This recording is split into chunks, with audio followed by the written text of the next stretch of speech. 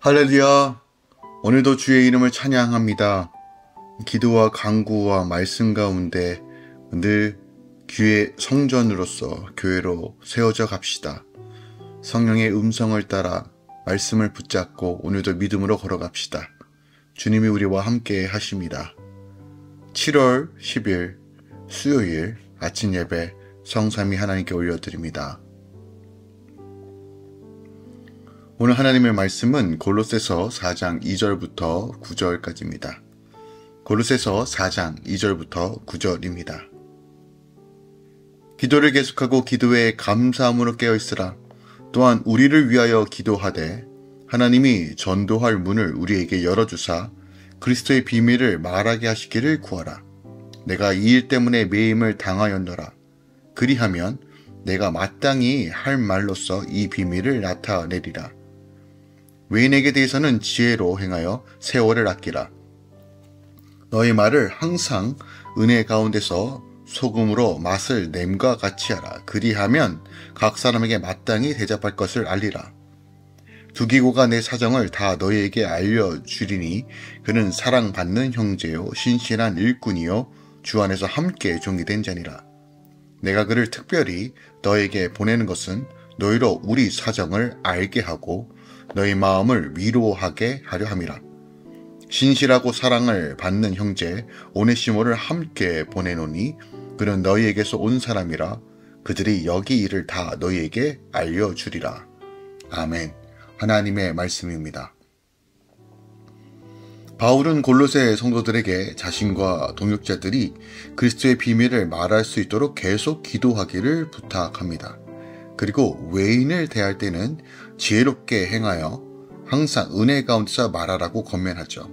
바울은 골로새 교회 두기고와 오네시모를 보내면서 그들을 사랑하는 형제라고 소개하고 있습니다. 오늘 본문은 기도에 대한 이야기가 나옵니다. 특별하게 2절에 보면 기도를 항상 힘쓰라라고 말하는데 이것을 조금 원어로 직역하면 흔들림 없이 끈질기 있게 지속적으로 열심히 기도하라는 의미입니다. 우리가 기도가 무슨 의미가 있습니까? 라고 하는 질문들이 있습니다. 어차피 하나님께서 다 알아서 하시는데 우리의 기도가 무슨 의미가 있습니까? 라고 하지만 기억하십시오. 하나님은 성도들의 기도를 통해서 일하시고 역사하십니다. 땅에서 매면 하늘에서 매이고 땅에서 풀면 하늘에서 풀립니다. 즉 하나님께서 일하시는 방식이 바로 성도들의 기도를 통해서 하나님의 뜻이 이 땅 가운데 이루어진다는 것, 이거 꼭 기억하시기 바랍니다. 유대인들처럼 일정한 때를 정해놓고 형식적이고 반복적으로 기도하는 것이 아니라 하나님은 매 순간마다 진실한 기도로서 주의 삶에 나아가길 우리에게 요청하신다는 것이에요. 그러므로 우리의 기도는 쉬지 말고 기도하라는 이 대선울선생의 말처럼 우리가 떼놓고 얘기할 수 없는 것이에요. 주의 얼굴을 구하는 게 기도고 주를 바라보는 것이 기도고 믿음으로 반응하는 것이 기도며 찬양하는 것이 기도고 말씀을 붙잡는 것이 기도입니다. 즉 우리가 늘 어떤 순간에서든 믿음으로 반응하기 위해서는 늘 낙심하지 말아야 될 것은 포기하지 말고 기도해야지만 이것이 가능해진다는 것을 오늘 명확하게 말하며 우리가 왜 중보해야 되는지도 오늘 본문이 우리에게 가르쳐주고 있습니다. 성경에서 기도는 하나님과 나의 관계를 온전하게 하며 하나님의 뜻이 내 뜻이 되는 비밀을 깨달을 수 있는 경건의 덕목이라고 명확하게 말합니다. 우리가 하나님께 예수 그리스도의 이름으로 기도할 때 기억하십시오. 하늘의 문이 열리는 거예요. 우리가 기도할 때 구하는 것 외에도 하나님께서 우리에게 주실 수 있는 선물, 가장 좋은 성령의 음성을 따라 걸어가는 방식이 바로 기도입니다. 그리고 기도해야 성령에 충만합니다. 이건 요한복음 14장 17절에도 말하고 있어요. 그러니까 기도는 결코 우리 삶에서 떼어낼 수 없습니다. 세상의 방식은 기도하지 않는 것입니다. 자기 바램만 선포하고 자기 바램과 소원만 들어주는 것을 기도라고 여깁니다. 아니요. 기독교에서 성경에서 말하는 기도의 본질은 하나님과의 친밀합니다. 기도를 통해 더러운 영이 내어줄 수 있고 위기의 어려운 순간에 극복할 수 있는 능력과 지혜가 임하는 것입니다. 하나님께서 명확하게 말씀하십니다. 기도하라. 기도하라. 오늘 2절에 바울은 항상 기도에 힘쓰되 여기서 더하는 감사와 깨어있음은 반드시 수반되어야 함을 우리에게 가르쳐주고 있다는 겁니다. 그렇다면 오늘 본문을 통해서 우리에게 무엇을 말하고 있을까요? 2절 말씀 한 번 더 묵상합니다. 항상 기도에 힘쓰라. 여기서 더하라, 감사와 깨어있음을 반드시 수반돼야 함을 가르치고 있습니다. 그러니까 기도의 본질이나 기도를 드리는 성도의 상황을 생각할 때 어떻게 보면 너무나도 당연한 말씀이죠. 그런데도 많은 성도들이 이를 소홀히 함으로써 기도를 단지 자신의 어떤 고백이나 응답 없는 홍어의 외침 정도로만 치부한다는 거예요. 마치 식기도처럼요. 근데 기억하십시오. 왜 깨어있는 자세로 감사와 함께 기도해야 할까요? 첫 번째로 기도할 수 있다는 것 자체가 감사의 조건이기 때문에 그래요. 기도는 이 땅의 인간이라고 해서 누구나 드릴 수 있는 것이 아니에요. 그것은 오직 창세전부터 택정을 입은 하나님의 자녀가 예수 그리스도의 이름으로만 드릴 수 있는 것이 바로 하나님께 드리는 기도예요. 더구나 이 기도는 단순히 어떤 사람 앞에 나가는 일이 아니라 감히 천사들조차 감히 바라볼 수 없는 하나님 보호자 앞으로 나아가는 거예요. 그러니까 내가 기도할 때, 믿음의 눈을 뜰 때 내가 이 땅 가운데 있지만 하나님 보호자 앞에 있는 것이에요. 바울은 이것을 명확하게 봤습니다. 이것이 기도의 능력이에요. 휘장을 열고 나아가되 그리스도의 거룩하신 이름과 보혈을 의지하여 하나님 앞에 나아가는 것. 히브리서 10장 19절에서 20절 말씀이죠. 담대함을 얻었다는 것이에요. 그 보호자, 그 보혈의 능력으로 인하여. 그렇기 때문에 우리가 기도할 수 있다는 것은 얼마나 은혜이고 감사인지 모릅니다. 내가 기도할 때 내가 하나님 보호자 앞에서 주님의 얼굴을 구하며 기도할 수 있는 것. 그 모든 성도들의 길을 하나님께서 근대접에 담고 계신다는 것. 이것만큼 확실한 게 없죠. 많은 성도들이 이러한 사실을 알지 못하기 때문에 오직 자기의 요구만, 그것만 응답받기 위해 혈안이 되어 있다는 것이에요. 하지만 그러한 불평을 할 수 있다는 자체까지도 어떻게 보면 성도들이 받는 은혜인 것을 좀 기억하기 원합니다.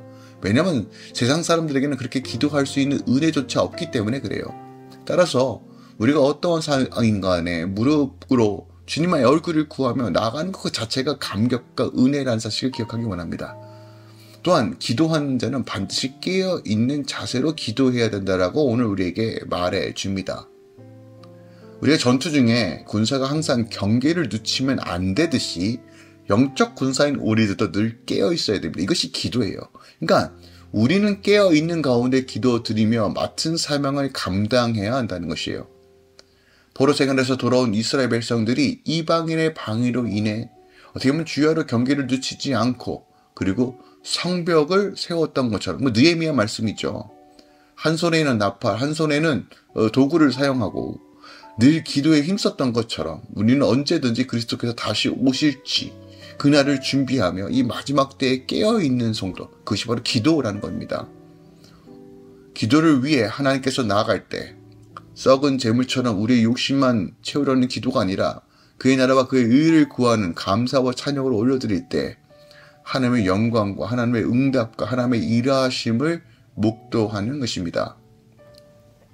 3절입니다. 또한 우리를 위하여 기도하되 하나님이 전도의 문을 우리에게 열어주사 그리스도의 비밀을 말하게 하시기를 구하라. 내가 이 일 때문에 매임을 당하였다라고 말합니다. 자, 그리스도의 비밀이란 그리스도를 통해 드러난 하나님의 경륜과 구원의 비밀을 가리킵니다. 이건 이미 우리가 에베소 3장을 통해서도 살펴보았죠. 즉 복음을 의미하죠. 그러므로 지금 바울이 골로새 교인들에게 중보기도를 부탁할 때 다름 아닌 복음 전파를 계속할 수 있도록 기도해 주기를 부탁하고 있다는 것이에요. 바울은 누구보다 기도했던 사람입니다. 그리고 하나님의 일하심을 목도했어요. 그럼에도 불구하고 지금 중보기도를 요청하고 있습니다. 놀라운 겁니다. 즉 중보기도를 통해서 전도자의 사명을 감당할 수 있으며 또한 하나님의 일하심이 명확하게 중보기도 통해 이루어진다는 것을 본문을 통해서 우리가 확인할 수 있는 것입니다. 지금 바울은 전심으로 기도를 요청하고 있습니다. 그 사역에서 하나님의 능력이 드러나기 위해서는 반드시 우리가 함께 기도해야 한다라는 것이에요. 그리고 그 기도할 때 함께 연합하여 이 복음의 진보가 이루어진다는 것이에요. 우리 삶 가운데 복음이 필요한 자들이 너무 많습니다. 복음은 가난한 자도, 부한 자도, 약한 자도, 건강한 자도 그 누구에게도 차별 없이 모든 사람에게 필요한 것이 복음입니다. 그런데 이 복음의 역사들이 어떻게 이루어진다고요? 기도할 때, 전도의 문이 열린다는 거예요. 여러분, 작정하고 어떤 사람은 영혼을 향해 기도하며 사모하시는 분이 계십니까? 기도하십시오. 주의 은혜를 구하시며 그의 생각과 마음을 닥쳐있는 모든 어둠의 권세들이 깨어지고 생명으로 주님께서 인도해 달라고 함께 기도해 주시기 부탁드립니다. 여러분의 자녀들을 위해 기도하길 원합니다. 우리 자녀들이 믿음으로 온전히 설 수 있도록 여러분 기도해 주시기 바랍니다. 기도할 때 4절 보십시오. 그리하면 내가 마땅히 할 말로서 이 비밀을 나타내리라, 드러내겠다 하십니다. 오늘 함께 기도할 때 하나님의 뜻이 드러날 것입니다. 우리가 기도할 때 하나님의 놀라운 역사들이 일어날 것입니다. 함께 기도합시다. 불가능을 가능케 하시는 그 하나님을 바라봅시다. 오늘도 능력의 주님께서 여러분의 삶을 인도하실 것입니다. 기도하겠습니다. 주님, 우리가 늘 깨어 기도하기를 명하신 하나님, 그 이유가 분명하게 기록되어 있습니다. 기도할 때 하나님의 손이 움직이는 것입니다. 기도할 때 하나님의 영광이 드러나는 것입니다. 기도할 때 우리가 온전히 깨어지는 것입니다. 하나님, 우리가 쉬지 말고 기도하며 주의 얼굴을 구하는 거룩한 성도 되게 하소서. 주님, 기도로서 돌파하고 기도로서 누리며 기도로서 충만해지는 성도 되게 하소서. 이제는 우리 주 예수 그리스도의 은혜와 우리 하나님 아버지의 놀랍고 지극하신 사랑과 성령 하나님의 어떤 충만 역사하심이 이제부터 영원까지 함께 계시길 간절히 축원하옵나이다. 아멘.